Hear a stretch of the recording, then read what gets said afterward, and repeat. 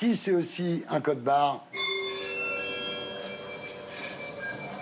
Alors, Noémie Lenoir, rebonsoir. Vous êtes ici ce soir pour Ala 2, donc un film de Lionel Steketty, en salle le 3 octobre, avec Kev Adams, Jamel Debbouze, Éric Judor, Ramzy Bedia. C'est un peu le Ocean Eleven des comiques français, non? Exactement. Ils sont tous là. Et il y a aussi des guests. On va en parler. Alors, le pitch, c'est Kev Adams, c'est le rôle principal. Vous jouez une bombe et le film fait des millions d'entrées. C'est ça le pitch? C'est exactement ça. Ouais. Le vrai pitch, c'est Aladdin qui va récupérer sa fiancée. Jamel Debbouze veut la marier de force. Et donc, du coup, il traverse. Moi, je suis une hôtesse de l'air. Et je raconte l'histoire. Et à un moment, je suis Ramzy, qui est le...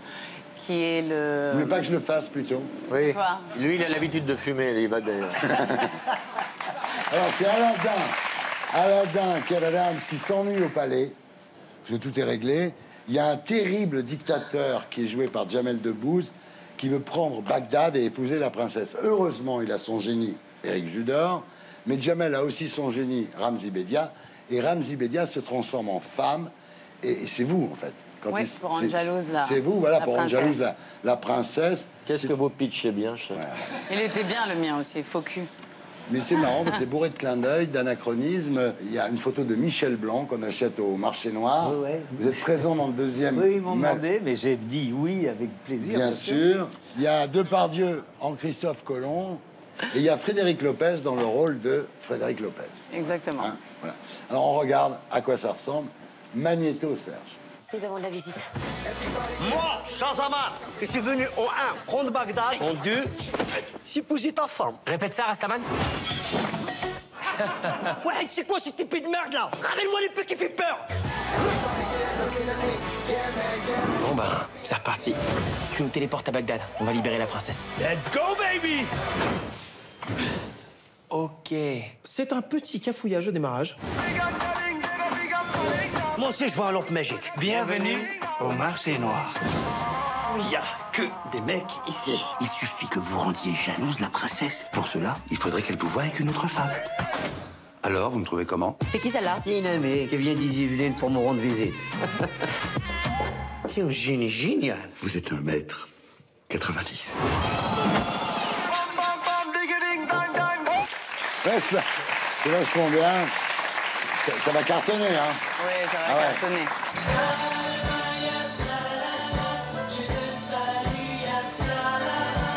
Alors, vous êtes métisse. Vous êtes même une publicité vivante pour le métissage. Merci. Votre père était métropolitain, votre mère réunionnaise.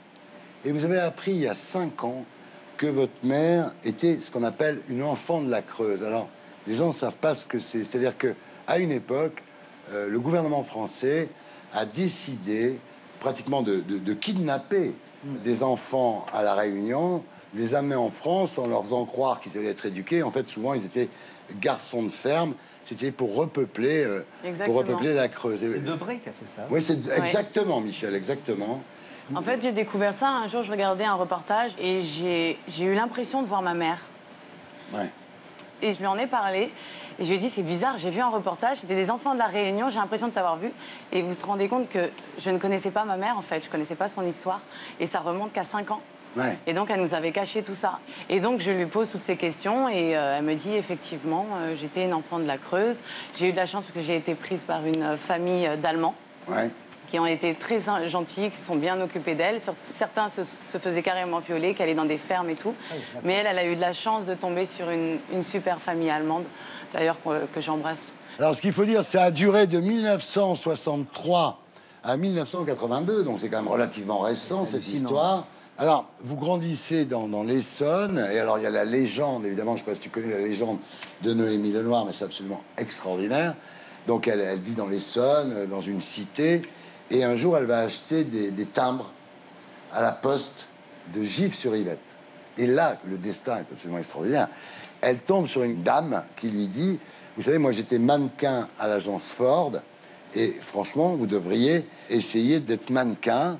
Donc vous contactez l'agence Ford. Mais elle achète les timbres ou pas, du coup? C'est important pour... C'est complètement dingue. J'y croyais pas du tout, en fait. J'arrive chez moi, je vais voir ma mère et je lui dis, il y a cette femme qui m'a interpellée, qui m'a demandé si je voulais être mannequin. Ma mère était toute excitée. Elle a dit, bon, d'accord, on va y aller. On a appelé Ford, qui était ma première agence, du coup. J'ai commencé comme ça et je suis partie directement aux États-Unis. Vous avez fait une carrière incroyable, donc, parce que 15 ans plus tard, je vais tout de suite à la fin, mais vous devenez Égérie L'Oréal, l'une des rares Françaises à faire partie des anges de Victoria's Secret. Voilà, c'est quand même incroyable coup de chance, incroyable coup du destin. Alors qu'elle est quand même super mal foutue. Hein. Et 10 ans plus tard, vous faites une tentative de suicide. Qu'est-ce qui s'est passé, Noémie? Parce qu'on ne s'est pas vu depuis, en fait. J'ai pas trop envie d'en parler, en fait, parce que... voilà. Si vous voulez pas en parler, on n'en parle pas. Non. Alors aujourd'hui, ça va? Aujourd'hui, je vais très bien. Ouais. Ouais, grâce à beaucoup de choses. Grâce à ma famille, grâce à ma fille. Non, mais grâce à la vie, j'ai repris goût à la vie et Ça va? Ouais, ça en va. forme? Ouais, ça va très bien, oui. Vous vous souvenez de Tout le monde en parle en 2001? C'était en 2001 Ah, d'accord. Il y avait déjà Bafi. Ah oui. Et il y avait aussi Méline. Magnéto Serge. Est-ce que par amour, vous seriez prête à devenir son esclave sexuelle? Oui. Eh ben... T'as entendu? Méline, enfin! Méline! Méline, viens un peu ici. Non, mais qu'est-ce que ça veut dire? Méline, tu serais prête par amour à devenir son esclave sexuelle? Oui. Bonne cochonne.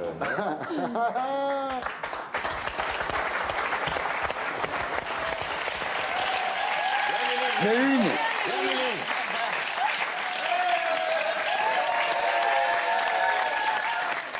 C'est fou, ils n'ont pas pris une ride les deux. Hein. C'est incroyable. Alors que nous, on a morflé.